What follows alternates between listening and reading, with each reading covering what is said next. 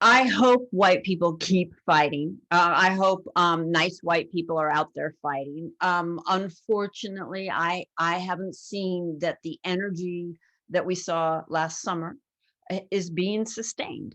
Running down to a protest on some level is exciting and exhilarating, but the daily work of putting racism on the table, looking at your policies and practices in the workplace, challenging one another, that's the really hard stuff.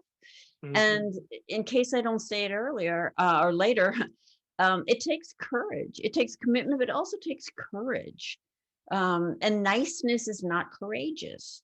So my point around that is that so many white people see the presence of niceness as an indicator of the absence of racism. And a culture of niceness is actually one that prevents us having difficult conversations about racism.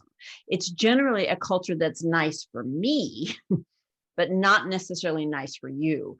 There's this idea that the way that I experience the world must be the way that you experience the world. So I find you know, our campus to be a very welcoming place. So wouldn't you feel it to be a welcoming place? Or this idea that if a policy is applied to everybody, then it's fair, even if the outcomes are not going to be the same, Hmm. right?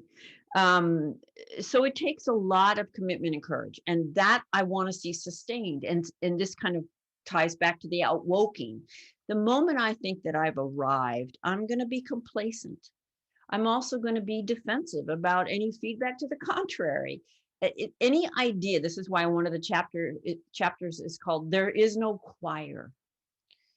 The moment I think I'm the choir, I'm going to be part of the problem. There is a level of humility that white people need to have, a level of understanding that this construct is hundreds of years old at this point. It's nuanced, it's complicated, it's charged, it's not simple.